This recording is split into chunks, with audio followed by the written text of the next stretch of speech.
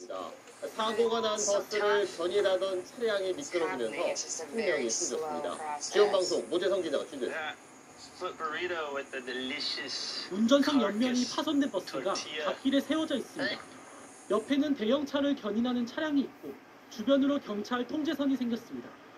어젯밤 10시쯤 홍천의 대형 리조트 인근에서 눈길에 미끄러진 버스를 수습하던 견인 차량에 사람이 치이는 사고가 났습니다.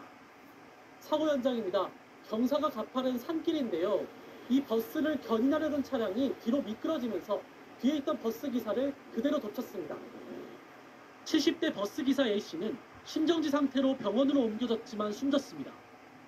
버스는 인근의 스키장 셔틀버스로 앞서 오후 5시 16분쯤 이곳에서 눈길에 미끄러져 도로 경계석을 들이받아 승객 4명이 다쳤습니다. 1차 교통사고가 난 이후에 그분이 좀 위험할까봐 제가 재설 작업을 다 하고 철수를 한 상황이긴 했습니다. 근데 이제 갓길에 눈이 그래도 쌓여있다 보니까 이 버스를 견인하기 위해 늦은 시간 견인 차량이 투입된 건데 견인 당시 현장에는 A씨 홀로 있었던 것으로 전해졌습니다.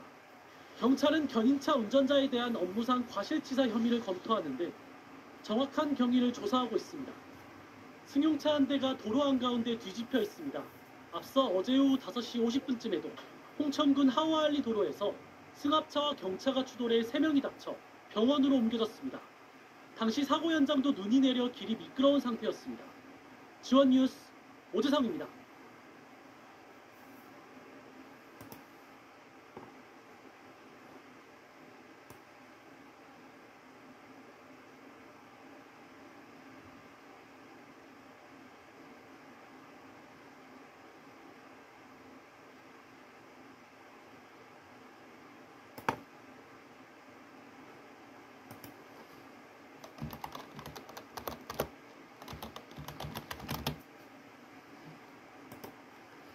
오늘 오전 인천에서 일어난 아찔한 사고입니다.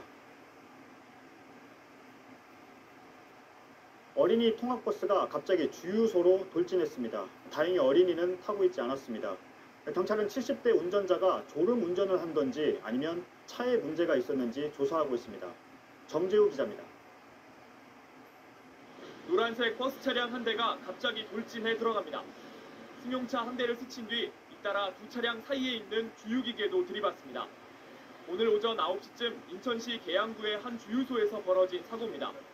70대 A씨가 몰던 학원의 어린이 통학용 버스가 중앙선을 넘어 반대편 주유소까지 들어간 겁니다. 이 버스엔 운전자 A씨만 타고 있었습니다. 빵하는 소리 이후에 차량을 충격을 하고서는 주유소에 불이 날까봐 바로 옆으로 피한 상황이라 혼자서 나올 수 없는 상황이라 갇혀 있었던 상황이고요. A씨는 허리 통증을 호소해 병원으로 옮겨졌습니다. 또 주유를 하고 있던 다른 운전자 한 명도 찰과상을 입었습니다. A씨는 경찰에서 갑자기 핸들이 움직이지 않았다고 진술했습니다. 다만 조사 결과 음주운전이나 약물을 복용한 상태는 아니었습니다. 경찰은 졸음운전이나 차량 자체의 결함 등 다양한 가능성을 열어놓고 정확한 사고 경위를 조사하겠다고 밝혔습니다. JTBC 정재우입니다.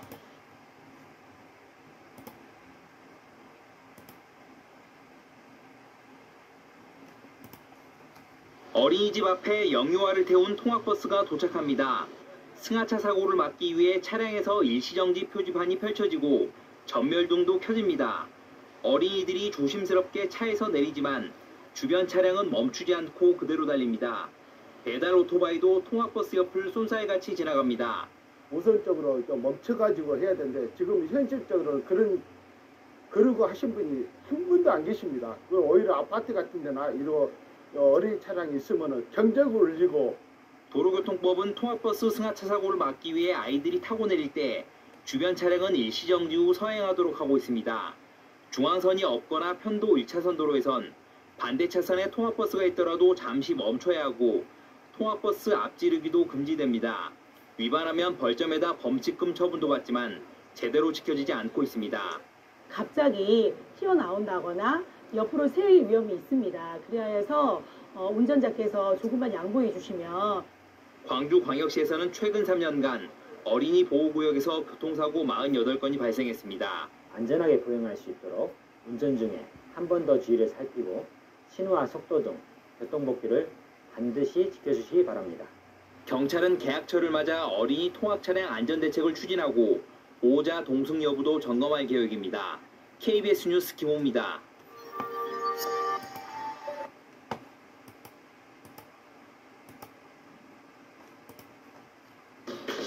아이언 최근 4년간 최다 우승 기록 중 올해도 운전기사가 버스에 올라타 운행을 준비합니다. 그런데 갑자기 버스 앞으로 가방을 맨 아이 한 명이 나타납니다. 하지만 버스는 멈춰있지 않고 그대로 출발해 결국 아이를 치어 쓰러뜨리고 맙니다. 오전 9시쯤 서울 방이동에서 일어난 사고입니다. 4살짜리 원생이 어린이집 통학버스에서 내린 뒤 출발하는 버스에 부딪힌 겁니다. 아이는 병원으로 바로 옮겨져 다행히 생명에는 지장이 없는 것으로 알려졌습니다. 당시 인솔을 돕는 보육교사도 함께 있었지만 사고를 막지는 못한 것으로 조사됐습니다. 기사가 내려갖고 그 아이들을 인기를 해준 거야. 근데 기사가 이제 다시 이제 운전해가지고 빼려고 오는데 그 애가 하나가 모르고 그 기사를 따라온 거야. 지난해부터 어린이 통학 차량의 안전 규정을 강화하는 이른바 세리미법이 본격 시행됐지만 사고는 끊이지 않고 있습니다. 지난해 3월 경기도 광주에서 4살 아이가 어린이집 바로 앞에서 통학버스에 치여 숨졌고 한 달 뒤쯤 25인승 어린이집 통학 차량이 수로 아래로 추락해 14명이 다치기도 했습니다. 경찰은 교통사고특례법 위반 혐의로 운전기사를 입건했습니다. 또 당시 인솔교사나 어린이집 측의 관련법 위반 여부도 집중 조사하고 있습니다. YTN 우철입니다.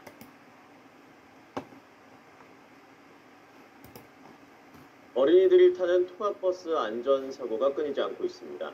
아이들의 목숨까지 앗아가는 위험한 순간이 많은데 어른들이 조금만 관심을 기울여도 큰 부상은 피할 수 있습니다. 한혜영 기자입니다. 하천에 통학버스가 완전히 빠져 있습니다. 어린이집에 도착한 버스가 갑자기 언덕 아래로 밀려나 하천에 떨어진 겁니다. 버스 안에는 3살에서 5살 어린이 12명이 타고 있었는데 다행히 크게 다치지 않았습니다. 차에 탄 보조교사가 아이들이 어린이용 안전벨트를 단단하게 매도록 했기 때문입니다. 이보다 불과 사흘 전 경기도 용인에서는 태권도장 통학버스에 탄 6살 양모양이 차에서 떨어져 숨졌습니다. 이 차에는 인솔교사 없이 어린이 6명만 타고 있었고 안전벨트를 차지 않아 양양은 우회전을 하다 열린 차문 사이로 그대로 떨어졌습니다. 지난 1월부터 시행에 들어간 세리미법을 충실히 지킨 통학버스와 그렇지 않은 경우의 차이가 드러납니다. 세리미법은 어린이 통학 차량엔 안전벨트와 보호표지 등을 갖추고 경찰에 신고하지 않으면 과태료를 물게 했습니다. 전 좌석에서 안전띠를 매지 않아도 과태료를 물리고 아이가 통학버스에 타고 내릴 때는 보호자가 반드시 같이 있도록 했습니다. 안전교육 기준도 강화했습니다. 전문가들은 어른들이 작은 노력만 기울여도 피해를 최소화할 수 있다고 말합니다. 차량들이 안전장치들이 잘 부착이 되어 있습니다. 요즘은 잘 부착되어 있는 그 안전장치를 잘 사용하지 않고 있어요. 숙련이 덜 된 거죠. 우리 그 운전자분들은 모든 걸 침착으로 바쁘다는 시간적인 이유로. 우리 아이들의 안전, 결국 어른들의 주의와 관심에 달려 있습니다. 연합뉴스 TV 한혜원입니다.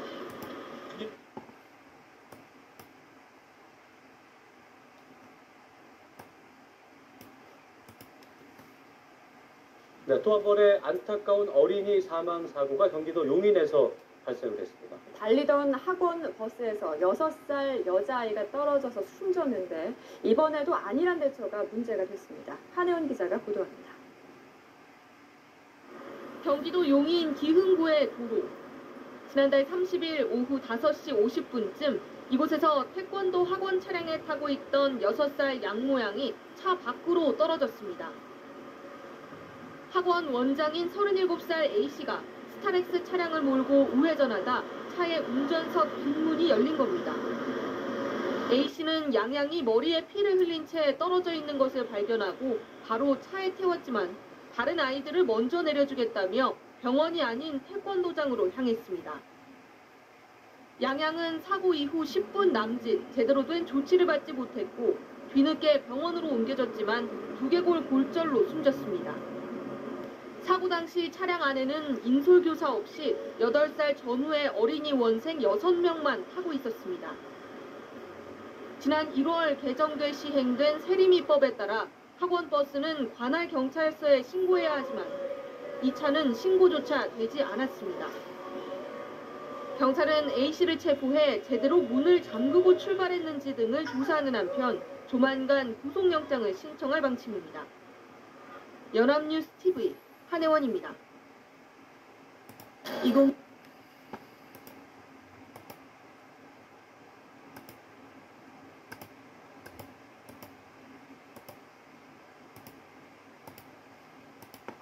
만취한 상태에서 어린이집 통학버스를 운전한 기사가 경찰에 붙잡혔습니다. 음주운전에다 교통사고 전력도 있었지만 통학버스를 운전하는데 아무런 제약을 받지 않았습니다. 정경 기자가 보도합니다. 아찔했던 50분. 어제 오전 8시 20분부터 9시 10분까지 65살 정모 씨는 술에 만취한 상태로 부산 범일동 일대에서 12인승 어린이집 통학버스를 운전했습니다. 원생 2명이 인솔자와 함께 타고 있었습니다.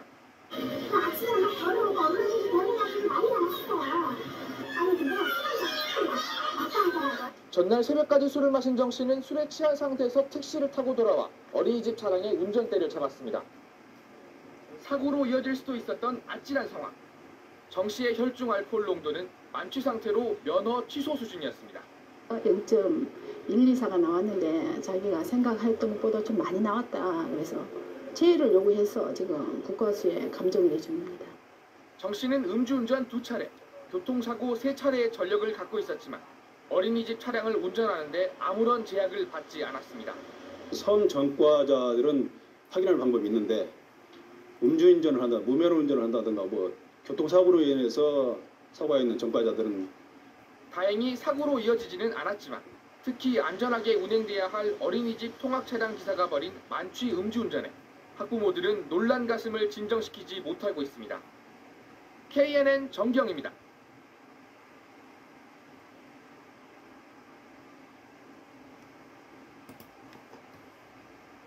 서울에서 서산으로 가던 고속버스가 저속으로 주행하다 승객들의 항의가 빗발쳤던 사건, 대전 MBC가 단독으로 전해드렸죠. 그런데 해당 기사가 운전 미숙이라 운행 정지 처분을 내렸다던 회사 측의 해명과는 달리 이 기사가 또다시 승객을 태우고 버스 운전대를 잡은 것으로 확인됐습니다. 김성국 기자가 취재했습니다. 지난주 서울에서 승객 43명을 태운 채 전용 차로도 이용하지 않고 1시간 넘게 저속으로 주행하던 서산행 고속버스. 버스가 고장나 천천히 달리고 있다는 기사의 해명에 승객들의 항의가 빗발쳤습니다. 서울서울로 출발해가지고 고장난 차를 부산으로 서울까지 간다는 게 말입니까? 승객 대부분은 휴게소에서 대체 버스로 바꿔 타 결국 5시간 반 만에 목적지에 도착했는데 버스 회사는 차량 점검 결과 이상이 없다며 기사의 운전 미숙을 원인으로 꼽았습니다.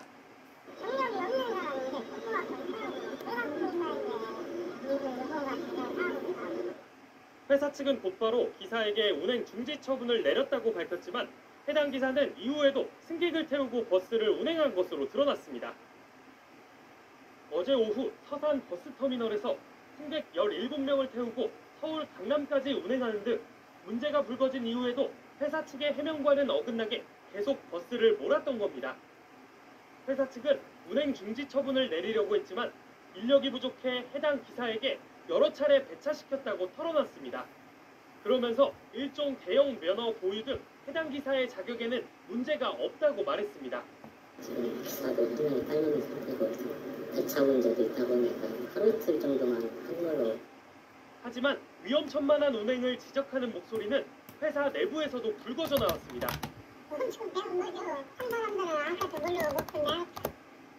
해당 기사는 취재진의 인터뷰 요구를 거절했고 회사 측은 운행 중지를 내렸다는 거짓 해명에 대해 사과하며 다음 달 1일 해당 기사와의 계약을 해지할 예정이라고 밝혔습니다. MBC 뉴스 김성국입니다.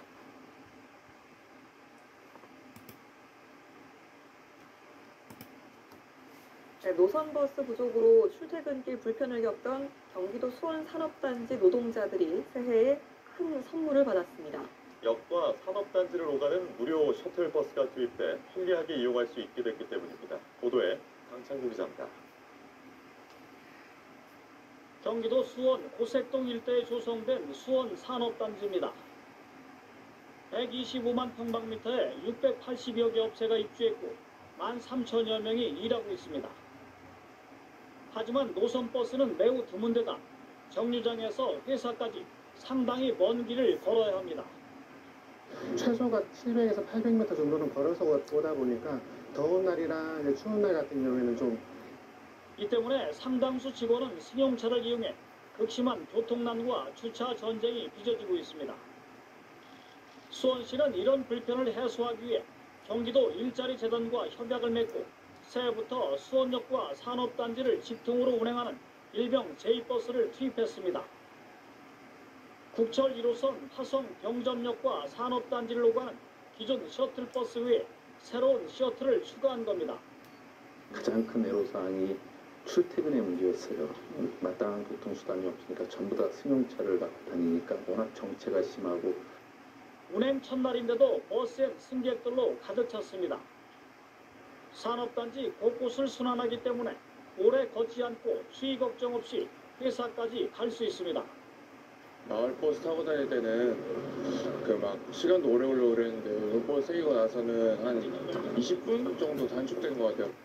무료 셔틀버스 운행으로 산업단지 교통난이 해소되고 직원들의 출퇴근 불편이 크게 해소될 것으로 기대됩니다. 연합뉴스TV 강창호입니다. 힘의 근원을 정부가 졸음운전 사고를 막기 위해 고속도로를 달리는 모든 광역버스에 차로 이탈 경고장치를 의무적으로 부착하도록 하는 방안을 추진합니다. 일부 차량이 의무 장착 대상에서 제외됐다는 지적이 나오자 부랴부랴 개선책을 내놓은 겁니다. 강진원 기자입니다. 지난 9일 경부고속도로에서 참사를 일으킨 광역버스입니다. 졸음운전 사고를 냈지만 정작 차로 이탈 경고장치는 없었습니다. 차 길이가 10.95m로 의무 장착 기준인 11m에 못 미쳐 닳지 않아도 됐기 때문입니다. 불과 5cm 차이로 규제의 사각지대에서 도로를 질주했던 겁니다. 뒤에서 팡소리가 들려가지고 한번 돌아보니까 버스가 그냥 그 상태로 밀고 들어오더라고요. 깜짝 놀라가지고 저도 못 도와드리고 바로 오긴 했는데. 정부는 지난해 7월 영동고속도로 봉평터널 부근에서 발생한 고속버스 졸음운전 사고 이후 안전대책을 내놨습니다. 버스와 화물차의 차로 이탈 경고장치와 자동 비상 제동장치를 의무적으로 달도록 하는 게 핵심입니다. 버스의 경우 차 길이가 11m를 넘는 대형 차량만 대상에 포함됐습니다. 이번에 사고를 낸 버스처럼 9에서 11m 사이의 중형 버스는 빠졌습니다. 논란이 일자 정부는 뒤늦게 개선책을 마련했습니다. 차로 이탈 경고장치와 자동 비상 제동장치 의무 장착 대상을 모든 광역버스로 확대하기로 한 겁니다. 언론에도 계속 나오고 있는데 광역버스에 대해서도 저희가 자동 긴급 제동 장치를 장착을 의무화하는 방안도 적극적으로 검토를 해 나가겠습니다. 버스 회사의 안전관리 실태도 점검하기로 했습니다. 다음 주부터 한 달 동안 전국 200여 곳을 대상으로 기사의 최소 휴식시간 보장과 휴식시설 설치 여부 등을 들여다볼 방침입니다. 정부는 이와 함께 안전규정 위반 행위에 대한 처벌을 강화하는 방안도 검토할 계획입니다. YTN 강준원입니다.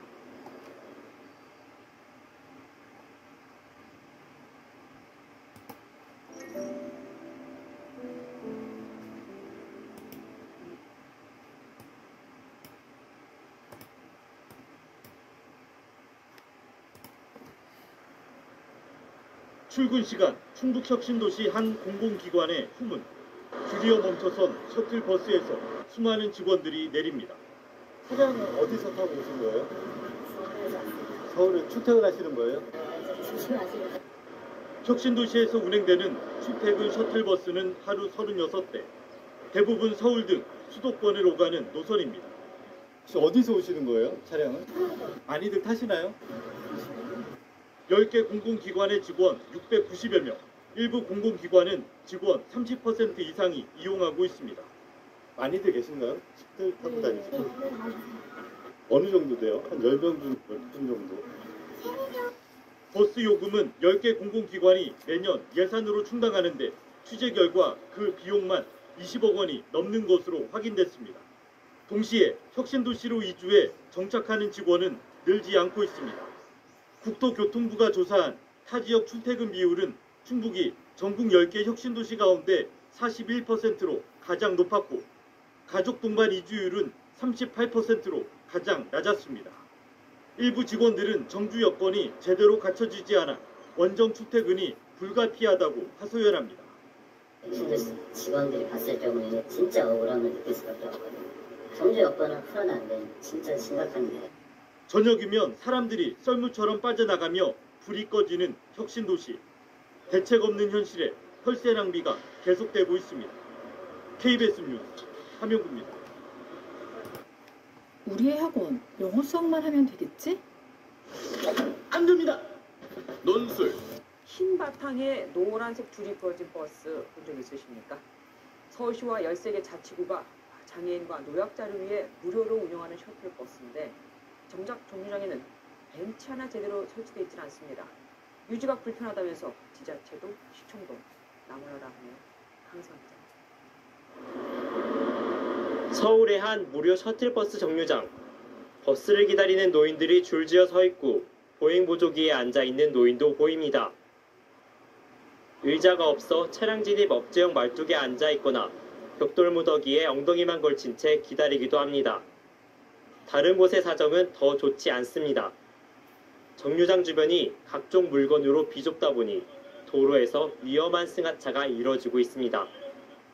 표지판 앞에 내놓은 물건들과 전봇대로 인해 정류장으로서 재기능을 하기 힘든 상황입니다. 서울 강북 지역을 중심으로 운영되는 무료 셔틀버스는 모두 21대로 좋은 반응을 얻고 있지만 상당수 정류장에 벤치와 가림막 등의 편의시설이 없습니다. 장애자들은 여기 앉는 게 있어야지. 없으면 이렇게 땅에 앉고 그래. 비 오는 거 요즘 비 다 맞으니까 비 안 맞게 좀 해달라고. 운영 책임이 있는 구청은 예산탑만 늘어놓습니다. 벤치나 어떤 차량막을 놓을 수 있는 예산도 많이 부족한 형편이고요. 벤치를 이제 항구적으로 이제 한 번 놓게 되면은 계속해서 관리를 해야 되는데 그 예산까지 생각을 하면서 교통약자를 배려한다는 당초 취지를 감안해 무료 셔틀버스 정류장 정비가 필요해 보입니다. MBN 뉴스 강세현입니다.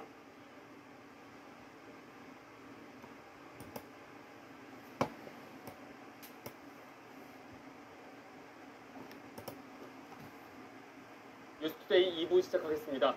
KTX 8선 사고가 난 강릉선 구간은 오늘 첫차부터 정상화됐지만 열차 이용객들은 어젯밤까지 큰 불편을 겪을 수밖에 없었습니다. 강릉역에서 진구역 구간에 셔틀버스 40여 대가 투입됐지만 역부족이었습니다. 조규환 기자입니다. 강릉역에서 진구역까지 KTX 승객들을 실어나를 버스가 서 있습니다. 강추위 속에 한참을 기다리던 승객들은 서둘러 버스에 오릅니다. KTX로 20분도 안 되는 거리를 버스로 1시간 가까이 가다 보니 일정에 차질을 빚었습니다. 이제 우리 숙소에서 또 이렇게 차를 데리러 오는 과정 이런 거가 시간들이 다 차질이 있어서 딜레이되고 막 그랬지. 강릉역과 진구역에 각각 20여 대, 모두 40여 대의 버스가 투입돼 구역 사이를 오갔습니다. 코레일이 안내 문자를 보냈지만 정작 승객들은 어디서 버스를 타야 할지 찾지 못해 대부분 우왕좌왕했습니다. 예상한 도착 시간보다 늦었고 어차피 1박 2일로 다니는 촉박한 여행이다 보니까 시간이 좀 잡아먹은 점이 좀 불편했죠. 또 평소보다 최소 1시간 일찍 역으로 나와 이동 방법을 문의하고 한참을 기다리는 불편함을 겪었습니다. 연이은 KTX 사고의 불안감도 커지고 있습니다. 걱정되죠. 앞으로 여행할 때 어떻게 이런 또 사고가 일어나지 않을지는 모르는 건. 코레일이 승차권 환불과 대중교통 이용료 보상 등 대책을 내놨지만 KTX 열차에 대한 불신은 쉽게 사라지지 않을 것으로 보입니다. MBC 뉴스 조규환입니다. 고속도로에서 버스가 여러 대가 붙어서 줄지어 다니는 경우가 있는데요. 이것을 대열 운행이라고 합니다. 이 대열 운행 때문에 사고가 나면 대형 참사가 발생하는 경우가 많은데요. 새학기와 봄 나들이 철을 맞아서 이에 대한 집중 단속이 벌어집니다. 권호진 기자입니다. 지난해 5월 남해 고속도로 창원 1터널 구중 추돌 사고는 사망 4명 등 60여 명의 사상자를 낸 참사였습니다. 이 사고의 주요 원인은 체험학습 관광버스 5대의 대열 운행이었습니다. 교육부가 학생들의 현장학습 체험 매뉴얼에서 대열 운행을 금지했지만 제대로 지켜지지 않고 있습니다. 법적으로도 대열 운행을 하면 운송사업자에 대해 30일에서 최대 90일간 영업정지 처분 등 제재 규정이 있지만 여전한 실정입니다. 정부는 이에 따라 대열 운행 전세버스 운전자 처분을 강화하는 방향으로 여객자동차 운수사업법을 개정해 지난달 28일부터 시행에 들어갔습니다. 대열 운행 운전자 자격정지 기준을 15일로 강화하되 사망자가 2명 이상 발생할 경우 60일까지 확대하는 등 중대 교통사고를 일으킨 운전자 자격정지 기준을 신설했습니다. 경찰도 새학기와 봄 나들이철을 맞아 학생이나 관광객들을 태운 전세, 관광버스 등의 대열 운행을 집중 단속하게 되었습니다. 정체와 사고 등 돌발 사항이 발생하여 급제동할 경우 앞차를 추돌하면서 대형 사고로 이어질 위험이 있습니다. 경찰에서는 신학기를 맞아 고속도로와 주요 국도에서 대열 운행 행위를 집중 점검하고 단속할 예정입니다. 그러나 현재 대열 운행을 형사 처벌할 수 있는 근거는 안전거리 미약부밖에 없고 처벌 수위가 낮아 단속에 한계가 있습니다. 또 강력한 제재 수단인 영업정지 처분이 별 힘을 쓰지 못하는 상황에서 이번 자격정지 카드가 얼마나 효과를 발휘할지도 의문입니다. 대형 참사를 초래하는 대열 운행을 근절하기 위해서는 아예 금지하는 법을 만들어야 한다는 목소리가 설득력 있게 들리는 이유입니다. YTN 근호진입니다.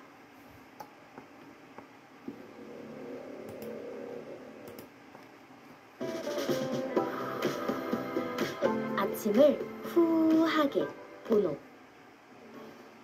자정을 훌쩍 넘긴 새벽 시간 서울 신논현역 일대입니다.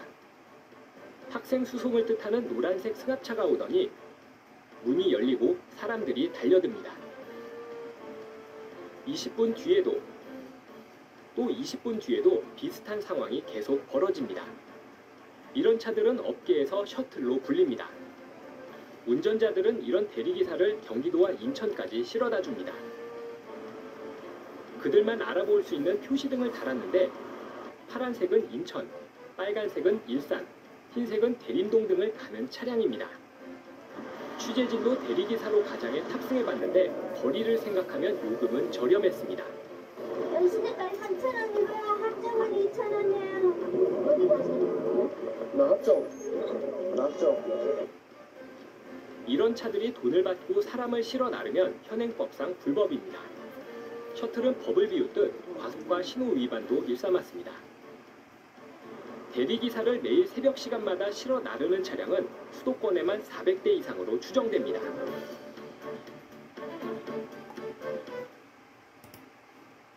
MTN 스팟입니다. 공유경제의 개념을 학원 셔틀버스 시장에 적용한 기업이 있습니다. 학원은 운영비를 아끼고 학부모는 아이를 믿고 맡길 수 있어서 호응이 좋은데요. 수도권에서만 10,000명이 이용 중인데 올해 안에 지방까지 영역을 넓힌다는 계획입니다. 유찬 기자입니다. 아이들이 학원에 가기 위해 셔틀버스를 이용합니다. 차에는 학원 이름 대신 구역을 뜻하는 알파벳과 숫자가 붙어 있습니다.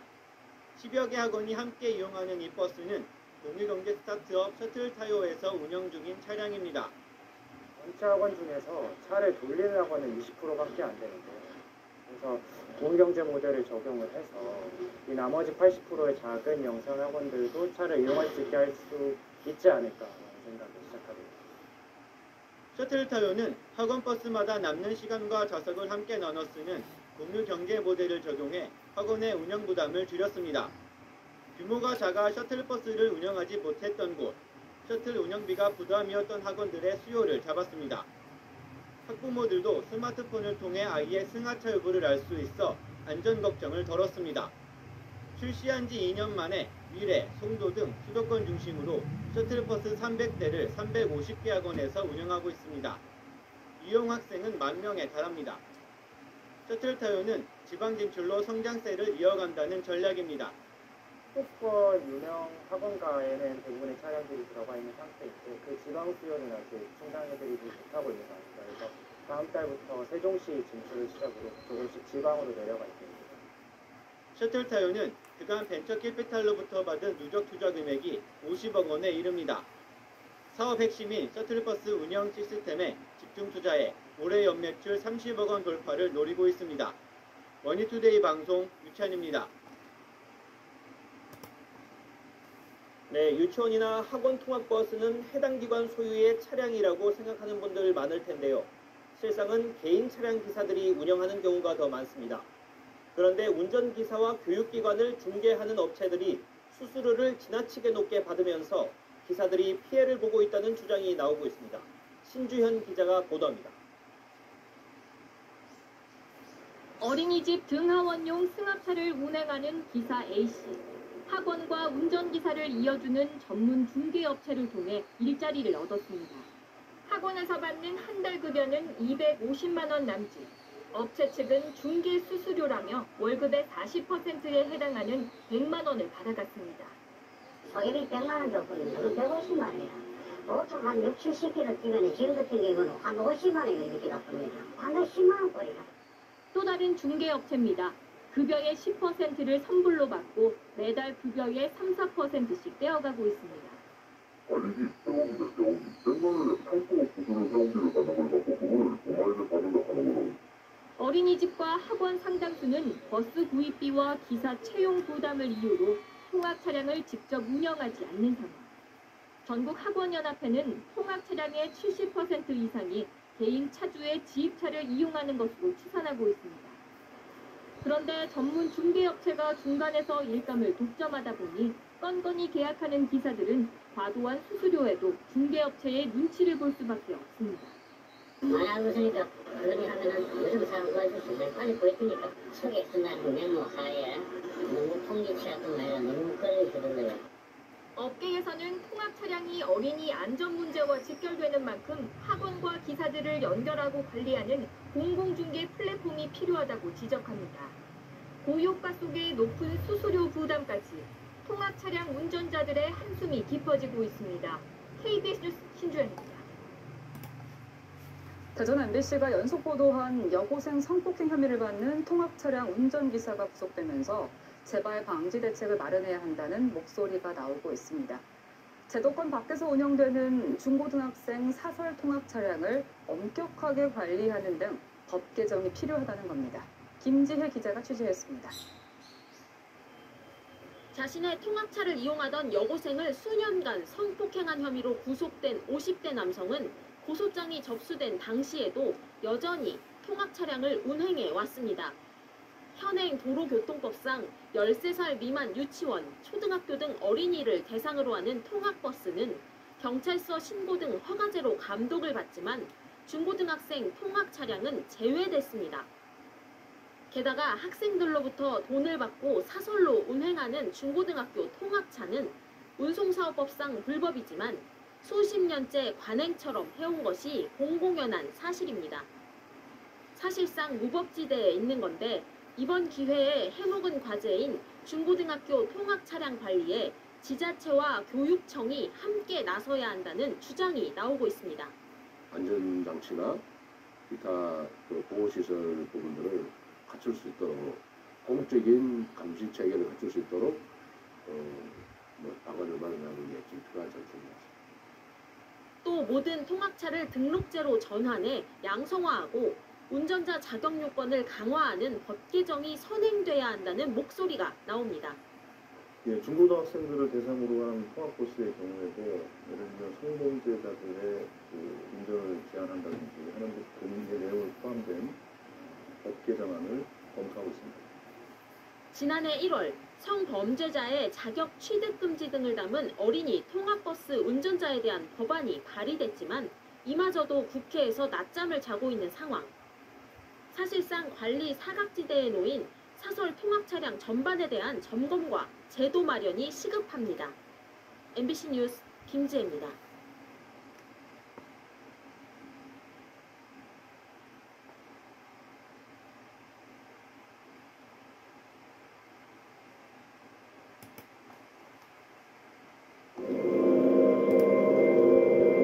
137억 년간 지켜온 우주의 자율주행 시스템. 오차는 없어야 합니다. 어린이 안전을 위한 고민은 언제나 최우선되어야 합니다. 우리의 소중한 아이들을 지킬 수 있는 어린이 보호 차량이 있다면 어떨까요? 맞춤형 시트에서부터 업그레이드된 안전장치까지 아이들을 지킬 수 있는 최상의 선택이 여기 있습니다. 아이들을 위한 안전과 편의를 위해 설계된 어린이 보호 차량, 지금부터 함께 만나보시죠.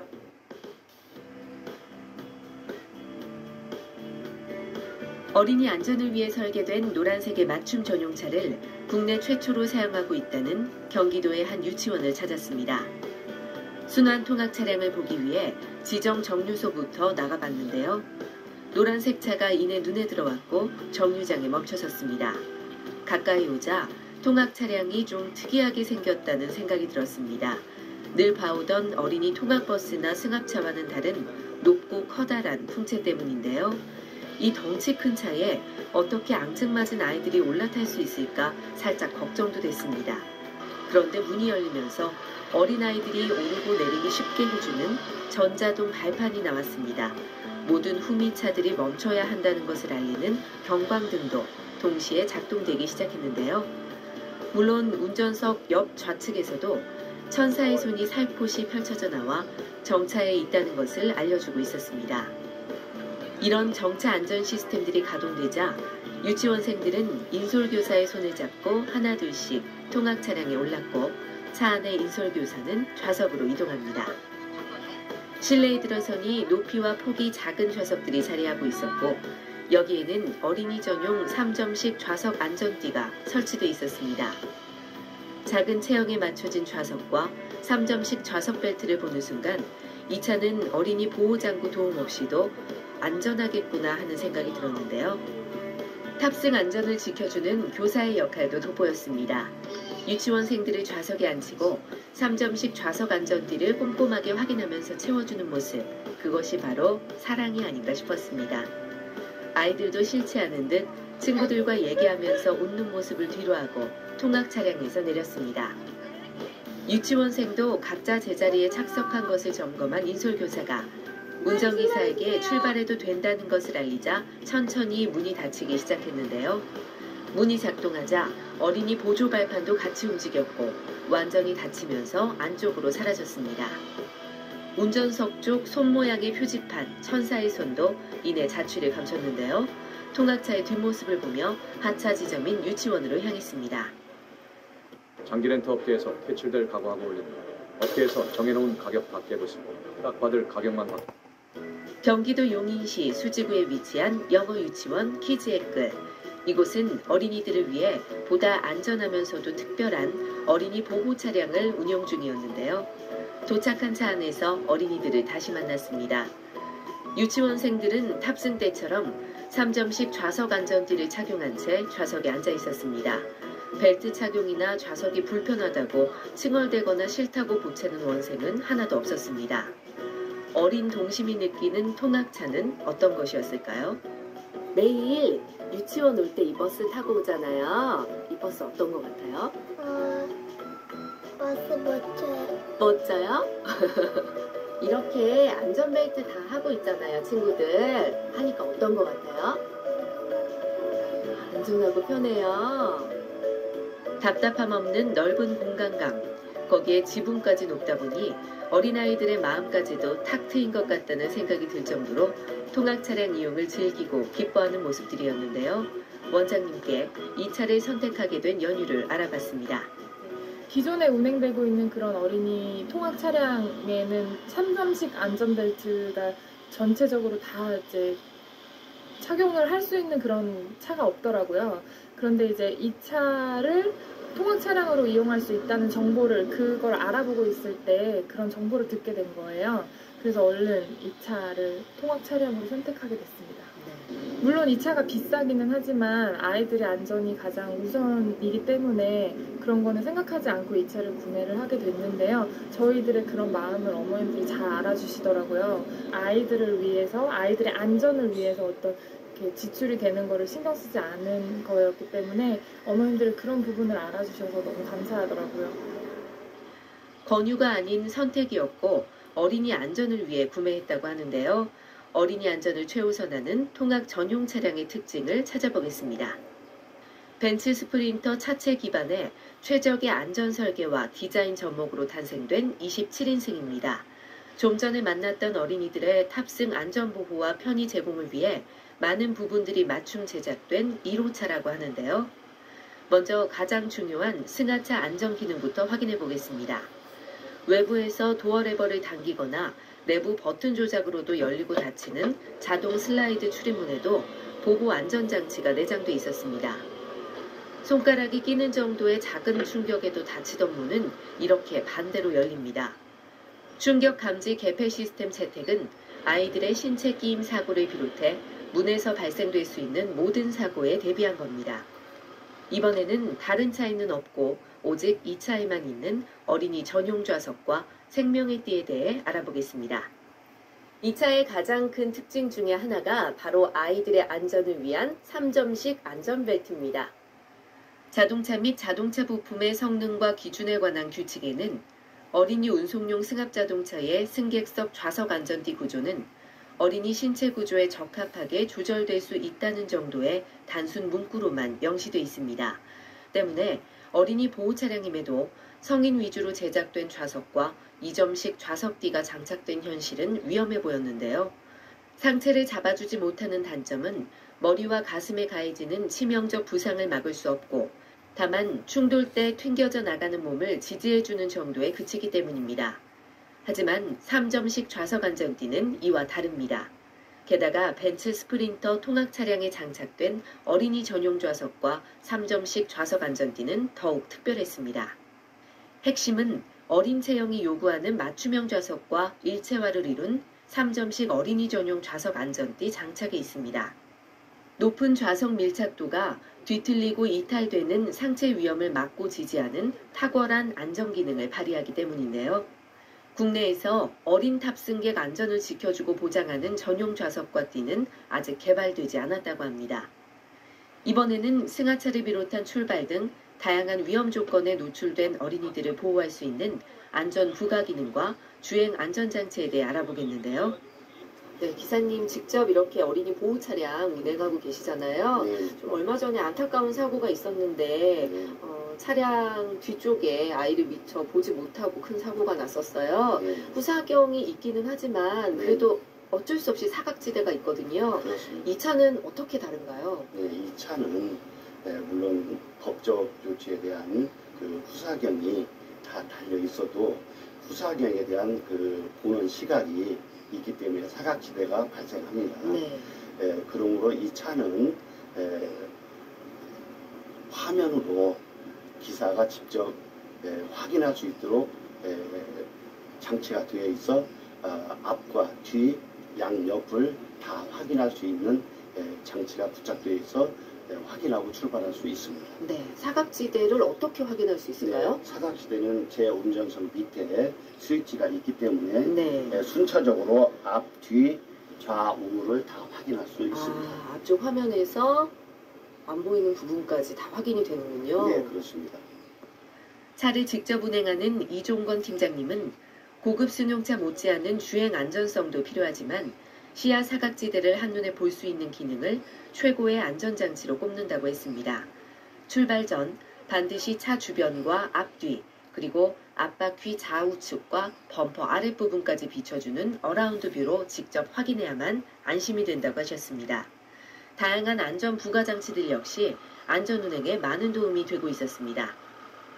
통학 차량이라고 해도 그동안은 일반 승합차나 버스에 달려 출고된 성인용 좌석에 2점식 좌석들을 사용할 수밖에 없었습니다.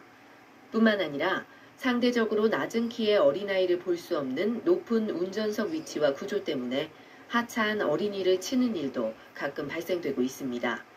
광각 후사경으로도 볼 수 없는 시야 사각지대가 너무 많기 때문이죠. 어린이의 안전, 우리 모두의 고민이 되어야 합니다. 교통뉴스 손영주입니다. 틈만 나면 팬티에 묻을 정도로 똥방귀 내뿜는다면 한 달이면 한 방에 싹 해결할 수 있어. 30초만 들어봐. 왜 이렇게 독한 방귀가 자주 나올?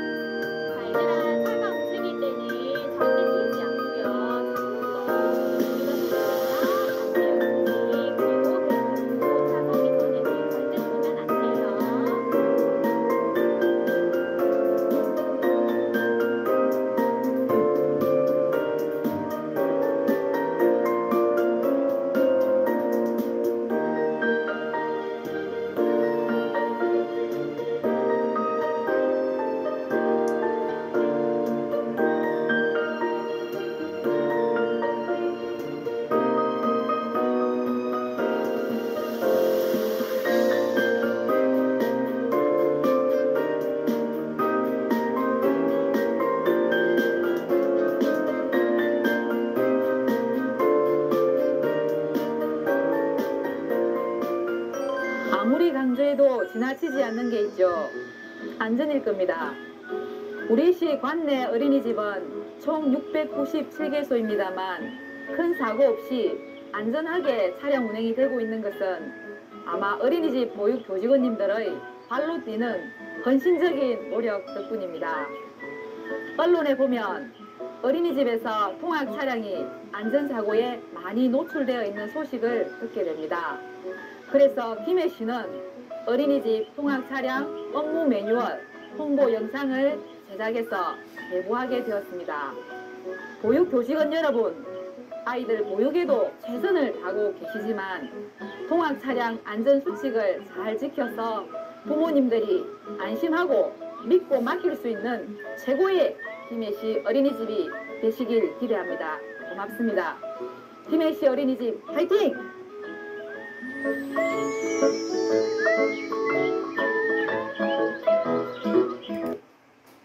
Вот дедушка,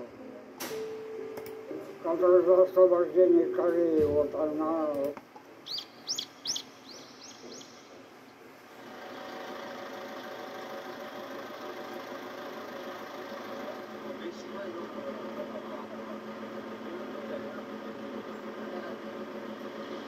손님을 내 식구처럼 신속하고 안전하게 항상 모신다는 자세로 항상 그 손님을 말하자면 뭐라 그러나 맞지 않다 그 말입니다. 몇 시에 일어나신 건가요? 우리는 보통은 집에서 3시 반에 일어나서 출근해야 돼요. 뭐 일상생활 힘은 들지만은 그 일상생활이니까. 이제 몸에 배이신 건가요? 그렇지. 네. 일상생활이니까. 감사합니다. 예.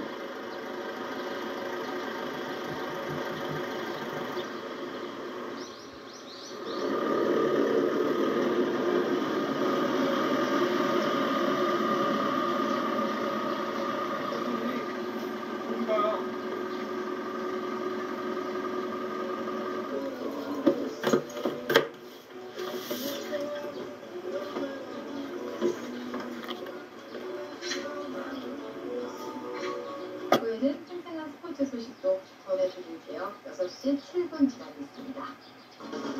참 잘나나? 이 시간에? 나간 일 없으면 자지. 감정적인 4강 정상회담을 사실상 마무리하면서 운행을 시작합니다.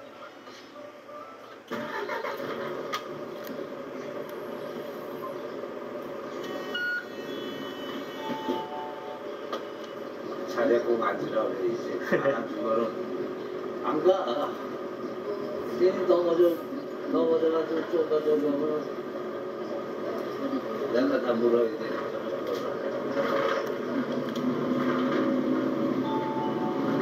이번 점유자는 금호 어린이집입니다. 이번 점유자는 금호산 입구입니다.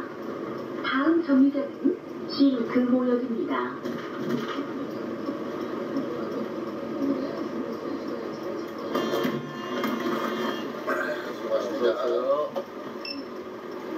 수고하세요. 이번 점유자는 한신아파트입니다. 다음 점유자는 금호공원입니다.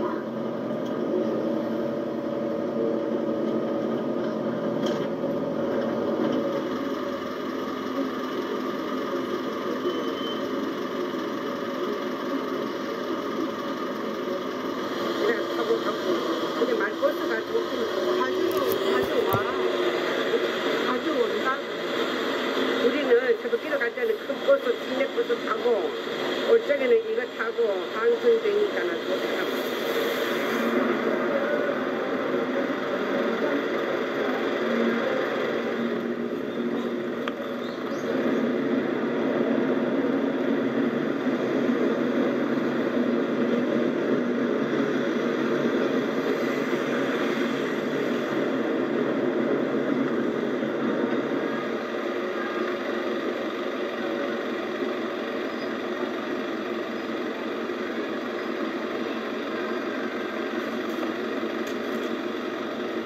여기서 좀 5년 넘었어요. 좀 지루하지 지겨운 것보다.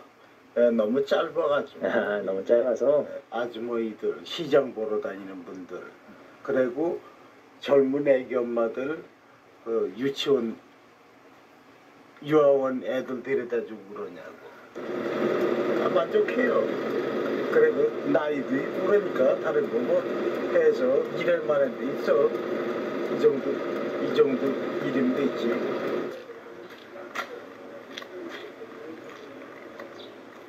그 청년관들보다는 임금이 나니까. 뭐 또 그걸 접어야 되는 거야? 또 출발하셔야 되나요? 예. 여기서 1, 2시간이 5분.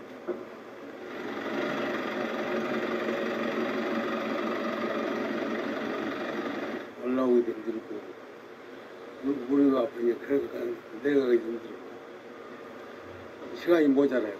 여기에 와서 5분 되는데 5분에 밥은 못 자요. 좀 먹다가 내려가고 한번 갔다 와도 안 먹고. 애기 아침에 어린이집 데려다 주고 또 낮에 이렇게 놀러 올 때 하고 하원시킬 때 하고 타고 지대가 높기 때문에 애 데리고 그냥 걸어 올라가기가 좀 그렇고 그 다음에 이 가에 유모차 끌고 갈 수 있는 공간이 없잖아요. 그래서 버스를 타고 가요.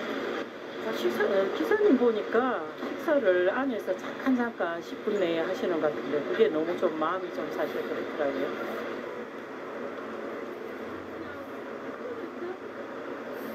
무료는 아니고요. 네. 회사에서 회사에서 돈을 내주는 게 맞죠. 저기 맛은 괜찮은가요?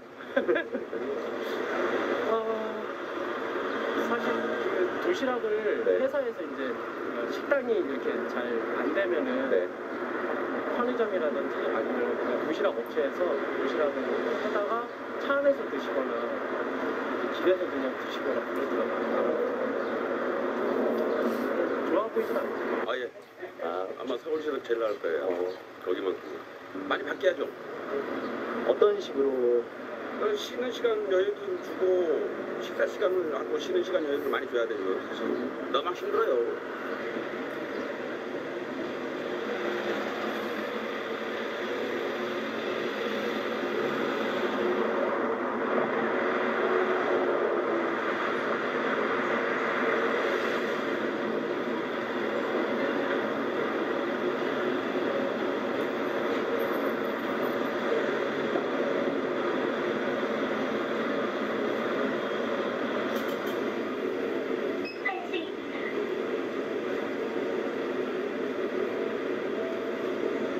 그러면 수학학원 영어의 6대륙을 동시에 복수 영어